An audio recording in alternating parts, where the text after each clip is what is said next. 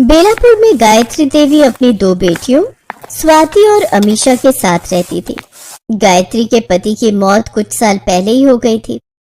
अब गायत्री अकेले ही अपनी दोनों बेटियों का पालन पोषण करती। मेरी दोनों बेटियां स्कूल से आती ही होंगी, मैं उनके लिए खाना बनाकर रख देती हूँ। कुछ ही देर में उसकी दोनों बेटियां स्कूल से आ जाती हैं। आ गई तुम दोनों, अब जल्दी से हाथ मुंह धो लो, मैंने तुम्हारे लिए खिचड़ी बनाई है। गायत्री की बड़ी बेटी स्वाति अपनी माँ की बातों को नजरअंदाज करते हुए उसे झट से गले लगा लेती है। माँ, आपको पता है मैं कितनी बड़ी खुशखबरी लेकर आई हूँ आपके लिए। कैसी खुशखबरी मेरी बच्ची? माँ, मैंने अपनी 12वीं पूरी कर ली है और अब आगे की पढ़ाई के लिए मैं कैलिफोर्निया जा रही हूँ। अब मैं वहीं रहकर पढ़ाई करूंगी, फिर नौकरी करूंगी और आप चिंता मत करना, मैं आपको वहीं से पैसे भिजवाती रहूंगी। अरे वाह दीदी, फिर तो आप जल्दी से जाओ कैलिफोर्निया। कुछ टाइम बाद मैं भी वहीं आ जाऊंगी, फिर हम दोनों जॉब करेंगे और माँ को वहां से खूब सारे पैसे भेजते रहेंगे। ये सुनकर गायत्री बहुत खुश होती है और वो झट से अपनी दोनों बेटियों को गले लगा लेती है। अरे वाह मेरी बच्चियों, ये सुनने के लिए तो कब से मेरे कान तरस रहे थे। मैंने बहुत मेहनत की है तुम दोनों को यहाँ तक पहुँचाने में। माँ, इसके अलावा मुझे आपसे कुछ और भी जरूरी बात करनी थी। हाँ कहो बेटी। माँ, मैं एक लड़के से प्यार करती हूँ। उसका घर और ऑफिस कैलिफोर्निया में ही है, तो मैं वहीं जाकर पढ़ाई करूंगी और नौकरी भी, और शादी करके वहीं रहूंगी। कैलिफोर्निया? अब लेकिन इतनी दूर मैं तुझे कैसे भेज दूं बेटी? माँ, आप चिंता मत करो, रौनक मुझसे बहुत प्यार करता है और उसने मुझे प्रॉमिस किया है कि आगे की पढ़ाई भी वो मुझे वहीं करवाएगा। स्वाति के कहने पर गायत्री रौनक से मिलती है। रौनक अमीर था, इसलिए गायत्री अपनी बेटी की खुशी के लिए उसकी शादी उससे करवा देती है।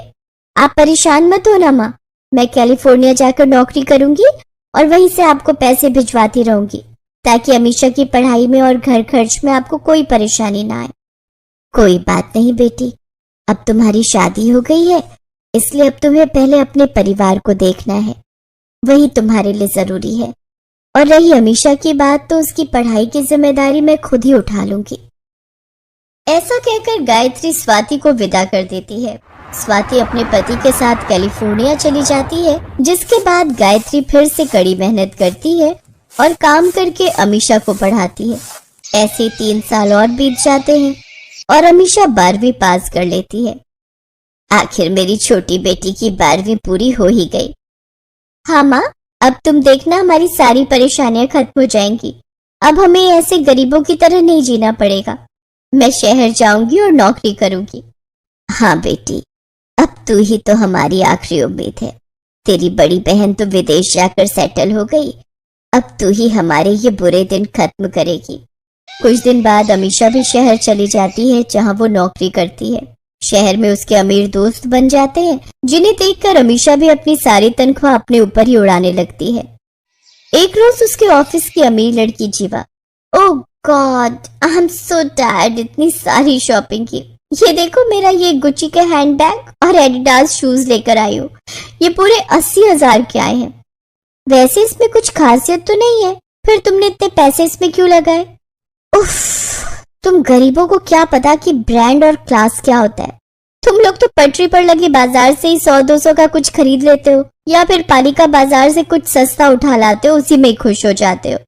जीवा के मुंह से ये बातें सुनकर अमीशा को बहुत बुरा लगता है और वो चुप हो जाती है, लेकिन उसकी बात उसे चुप जाती है। कुछ देर बाद अमीशा के अकाउंट में उसकी सैलरी आती है। अब मैं इस जीवा को बताऊंगी कि ब्रांड क्या होता है। अगले दिन अमीशा मॉल के शोरूम में जाती है और सारे पैसे अपने लिए ब्रांडेड कपड़े खरीदने में ही खर्च कर देती है। फिर अगले दिन ही वो अपने ब्रांडेड कपड़े पहनकर अपने ऑफिस पहुंच जाती है। उसके ब्रांडेड कपड़े देख ऑफिस का सारा स्टाफ अमीशा से बातें करने लगता है। तभी जीवा भी वहां आती है, लेकिन कोई उसे भाव तक नहीं देता। इस तरह अमीशा के अमीर लोग दोस्त बन जाते हैं, तो वहीं दूसरी तरफ स्वाति शादी के बाद बड़ी बड़ी ट्रिप पर घूमती रहती है। देखो न रौनक, हम लोग एक बार भी स्विट्जरलैंड नहीं गए। लास्ट टाइम हम मालदीव्स गए थे, लेकिन इस बार मुझे तुम्हारे साथ स्विट्जरलैंड की बर्फीली वादियों में जाना है। ओके बाबा, इस बार मैं तुम्हें स्विट्जरलैंड घुमाने ले चलूंगा, ठीक है? वहाँ बर्फ के गोले बनाकर खूब खेलना। बस अब तो खुश। फिर रौनक स्विट्जरलैंड की ट्रिप प्लान कर लेता है। इस तरह दोनों बहनें अपनी अपनी जिंदगी पूरे मजे से जी रही थी।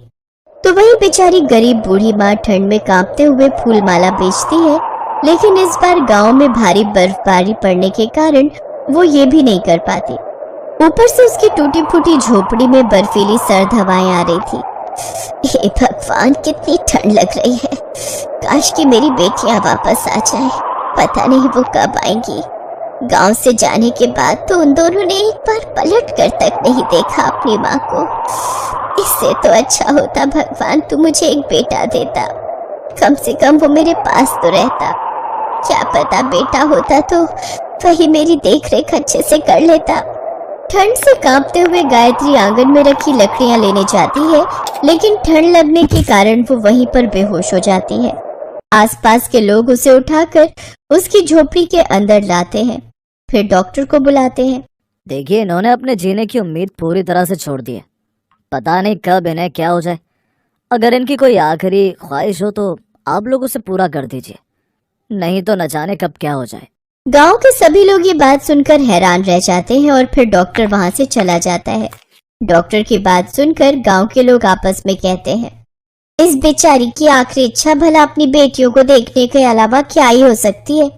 मुखिया जी, मैं आपसे हाथ जोड़कर प्रार्थना करती हूँ, इस गरीब की आखिरी इच्छा पूरी करो, नहीं तो ये ऐसे ही अधूरी इच्छा लेकर भगवान को प्यारी हो जाएगी।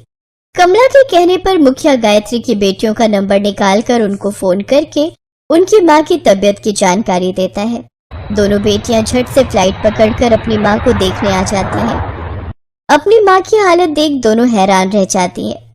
माँ, ये क्या हो गया आपको? माँ, आपने एक बार भी हमें अपने बारे में कुछ नहीं बताया। अपनी बेटियों की आवाज सुनकर गायत्री उनसे कहती है, मेरी बच्चियों, तुम दोनों यहाँ आ गई। तुम दोनों का चेहरा देखने के लिए मेरी आंखें तरस रही थी। ये गरीब माँ अपनी दोनों बेटियों को अपने सीने से लगाने के लिए बेताब थी।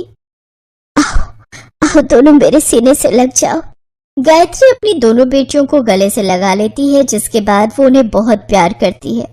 अपनी माँ का ये प्यार देखकर उन दोनों को अपनी गलती का एहसास होता है। माँ, आपने हमारे लिए इतना संघर्ष किया, हमें पढ़ाया लिखाया, लेकिन अपने लिए कभी एक शॉल तक नहीं ली। हमें आपने फर्श से अर्श तक पहुंचाया और हमने आपके लिए कभी कुछ नहीं किया। बिल्कुल सही कहा दीदी आपने। मैंने तो कभी अपने बारे में सोचा ही नहीं, और हम जैसी बेवकूफ बेटियों ने तो अपने शौक ही पूरे किए, माँ के लिए कुछ सोचा ही नहीं। अगर माँ के बारे में थोड़ा सोचा होता तो उनकी आज ये हालत नहीं होती। मेरी बच्चियों, अपने आप को दोष मत दो। तुम दोनों अपनी जिंदगी खुशी खुशी जी रही हो, इसके अलावा मुझे और क्या ही चाहिए। तुम दोनों कामयाब हो गई हो, इसी बात की मुझे खुशी है। तुम अपनी जिंदगी में ऐसे ही हंसी खुशी रहना। ऐसे कहते ही गायत्री अपने प्राण त्याग देती है, जिसके बाद दोनों बहनें खूब रोती हैं। अपनी माँ के आखिरी वक्त पर उन दोनों को अपनी गलतियों का एहसास हो जाता है। इस तरह दोनों बहनें अपने दिल में पछतावा लिए वापस शहर और विदेश जाकर अपनी जिंदगी अपनी